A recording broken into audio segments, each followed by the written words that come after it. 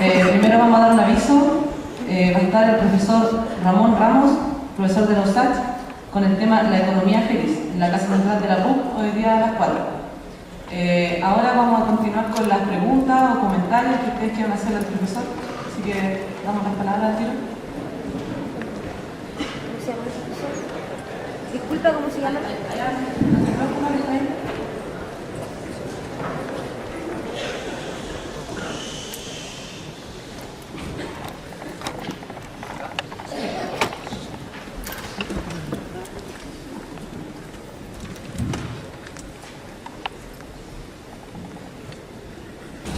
Buenas tardes, profesor. Soy Sebastián Perón de la Universidad del Paraíso y quería consultarle más que nada en hacer futuro, ¿ya? Porque muchos de nosotros ahora pensamos en construir país, construir una nueva fórmula. Y quería consultarle a usted cómo lo ve como modelo socioeconómico en aspiraciones a lo que podría venir, considerando que, tomando por ejemplo el socialismo, que se gestó antes de la dictadura, pero más que ponerle el nombre, una economía centrada en el Estado, ya que es lo que los que crearon el modelo neoliberal se niegan, ¿no es cierto? Un Estado que es una distorsión en la economía, un Estado que mientras menos la toque, menos la maneje, hay mayor libertad.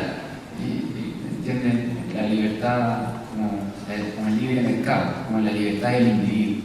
Entonces, a lo que voy es que ahora en un mundo gobernado por las grandes corporaciones, donde el Estado está minimizado, ¿qué posibilidad ve usted de volver a eso? Porque ahora nosotros cuando discutimos hablamos mucho del Estado, de empoderar al Estado, que el Estado tiene que regular la educación, la vivienda, y eso significa entrar a regular la economía. Estamos en un mundo que se contrapone totalmente a eso. Entonces, y los países que generan pequeños atisbos de eso, hay una represión, un neoliberalismo salvaje que oprime eso. Entonces, ¿cómo usted una salida que puede ser tomar tal vez décadas, como usted habla, qué salida ve usted a esto del Estado en control de la economía hacia la educación, la vivienda? Esa es básicamente mi pregunta. Gracias.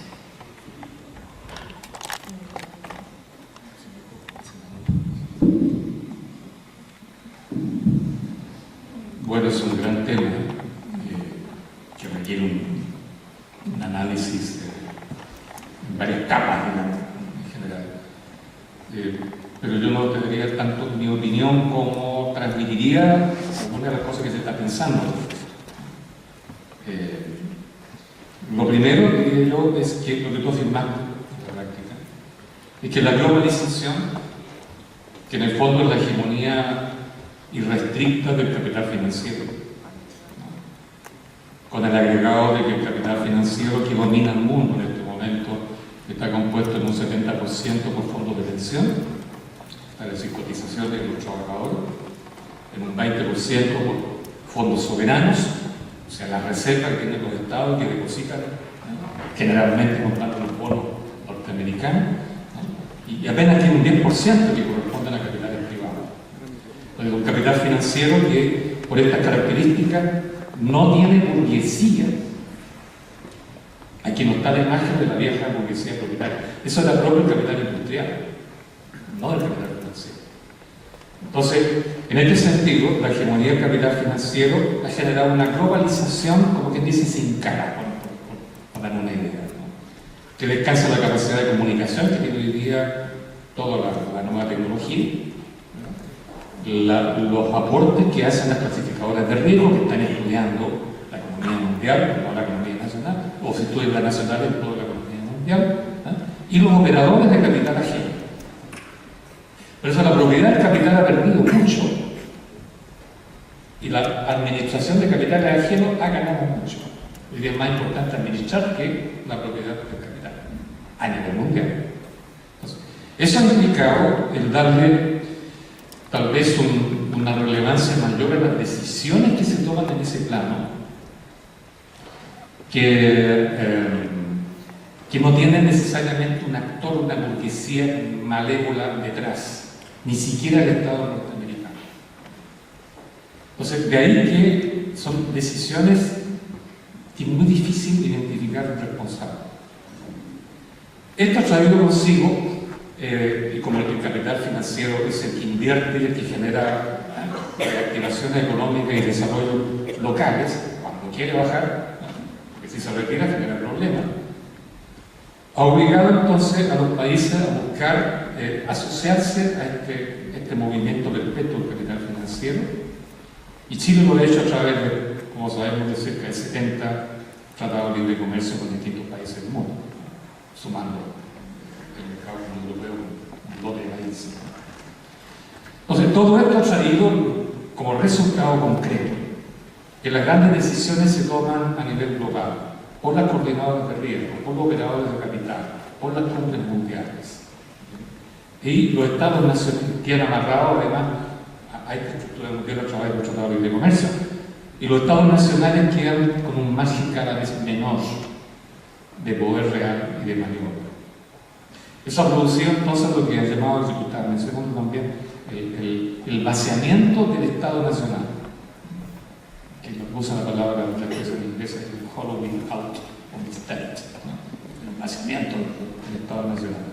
Y eso le quita relevancia a la política, le quita relevancia a la clase política, que no tiene nada, ninguna decisión trascendental que tomar, salvo abrir el Estado hacia la globalización. Y eso, por tanto, ha generado una alteración importante en lo que podríamos llamar el eje del conflicto. Porque el conflicto en las otras épocas anteriores era el conflicto entre naciones, por disputa, ¿verdad? Guerra de recursos, guerra capitalista, en fin. O era conflicto internacional por el problema del desarrollo, tercer mundo contra el primer mundo. O por la hegemonía mundial, el este contra el oeste. O por último, clase contra clase, hablando de clase obrera. Entonces era un conflicto muy claramente definido por estructura mundial. Pero la globalización ha diluido eso. Ha diluido eso. Entonces el conflicto hoy día se dibuja de otra manera. Y a eso quería llegar. Porque el eje claro es la globalización, aunque esté pasando por todos los problemas económicos, financieros que vive hoy. ¿Cuál es la otra punta del eje del conflicto? Ya no es el Estado-Nación. El Estado-Nación está diluido, está vaciándose. Tampoco son los partidos políticos, ¿no? Porque vaciado el Estado-Nación no hacen política, hacen parangón, en el mejor de los casos. De hecho, el polo opuesto a la globalización es, y en eso están todos de acuerdo, la comunidad local. La comunidad local, donde los sujetos cara a cara se asocian porque están solos frente al mercado y el Estado se fue. Entonces, la asociatividad es la respuesta humana, por así decirlo, a lo que ha ocurrido a nivel de la gran estructura. Y la asociatividad exige presencia física, contacto real, solidaridad real. Por eso es el renacer de las comunidades locales, en Estados Unidos también. Y el renacer de las identidades también, que tienen que ver con el contacto cara a cara, que puede ser étnica, que puede ser religioso, que puede ser de género. Entonces, o es lo local. Por eso hay que prestar mucha atención a lo que está ocurriendo en las poblaciones en Chile y en las comunidades locales. Pensemos en la reacción de Magallanes, no hace mucho tiempo. Toda una comunidad local se rebela contra el sistema. Pensemos en Calama. Dentro de poco me están diciendo, no sé si la reparo o no, hay una reunión formal de Arica. Pensemos en Dichato. Y la comunidad local exige coherencia con el medio ambiente. Porque se vive con la tierra, se vive con los ríos, se vive con el territorio. Entonces, por eso que la solución a los problemas actuales, en el caso de Chile necesitamos un poquito de industrialización. Vamos a estar dependiendo todo el tiempo del cobre y todos los productos, los commodities que estamos exportando. Todas las clasificadoras riesgo nos dicen, mire, Chile exporta, cierto, pero con muy bajo valor agregado. Y esa es una forma de capitalizarse. Se requiere un poco de eso. Pero la nueva industrialización va a tener que respetar lo que exige la comunidad local, que es equilibrio con el medio ambiente. Equilibrio con el medio ambiente. Entonces, en este sentido, uno puede preguntarse hasta qué punto lo que necesitamos para resolver nuestro problema es Estado, más Estado, es volver al estatismo de los años 50 y 60, socialdemocracia, socialismo real, separatismo, keynesianismo, o no. O a lo mejor es importante fortalecer las comunidades locales en términos de sociedad civil y núcleo de soberanía. Entonces, si potenciamos eso, que es el verdadero eje contradictorio de la globalización, entonces el Estado hay que redefinirlo de otra manera. En cierto modo, lo que lo están diciendo bueno, hay un problema ahí serio, ¿no? Tenemos muy metido en la cabeza la idea del Estado docente. Y se ha olvidado mucho lo que plantearon durante un siglo los trabajadores, los profesores, los estudiantes, comunidad docente, autoeducación. Hay un grupo en la Universidad de Chile que ha presentado, pensado la comunidad docente, la comunidad docente es lo que hay que prevalecer en la nueva educación. Y el rol del Estado no puede ser más que asegurar la gratuidad de ese proceso, manejando los recursos nacionales de esa manera, y asegurar una supervisión técnica de la calidad de los procesos. Más que eso, no. Más que eso. Entonces, eso está en discusión justamente, qué rol específico le damos al Estado cuando estamos con la sociedad civil, las comunidades locales, los movimientos sociales y la soberanía ciudadana por todas partes. Es un problema importante, pero no es el central. Por eso hay que ser muy imaginativo para encontrar al Estado un rol que pueda ser útil. Porque hay movimientos sociales que resisten. El MST brasileño, que partió tomándose las tierras, defendiendo las tierras, haciendo trabajar y producir las tierras, después comercializando el producto, después levantando bancos, después levantando aparatos educativos, culturales, institutos profesionales, negociando con la banca internacional. No necesitó el Estado brasileño. Pudo chantajear al Estado brasileño. Y el PT no hizo otra cosa, ¿no es cierto?, que adaptarse a eso. Y le ha ido bien en eso, a Brasil. En Sri Lanka ha habido movimientos similares, comunidades de campesinos que decidieron resolver el problema del desarrollo por sí mismas, ¿no? Y levantaron, por ejemplo, en Sri Lanka, en Garboya, por ejemplo, levantaron una gran central hidroeléctrica para manejar el riego, evitando la alteración del monzón, generando electricidad, por tanto, desarrollando toda la comunidad.